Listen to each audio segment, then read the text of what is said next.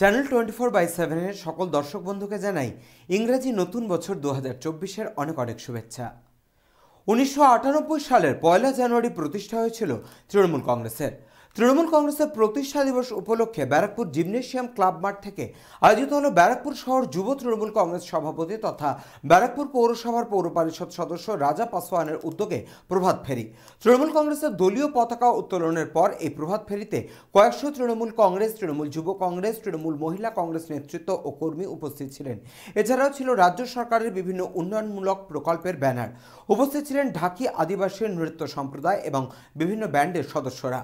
ব্যারাকপুর তালপুকুর থেকে শুরু হয় ব্যারাকপুরের বিভিন্ন অঞ্চল পরিক্রমা করে এই প্রভাত ফেরির নেতৃত্ব দেন ব্যারাকপুর শহর যুব তৃণমূল কংগ্রেস সভাপতি তথা ব্যারাকপুর পৌরসভার পৌর পরিষদ সদস্য রাজা পাসওয়ান, ব্যারাকপুর পৌরসভার 17 নম্বর ওয়ার্ডের পৌরপিতা শেখ রাজা, 15 নম্বর ওয়ার্ডের পৌরমাতা মধুরিমা বেরা, প্রাক্তন পৌরপিতা প্রণব ভট্টাচার্য সহ অন্যান্য নেতৃত্ব।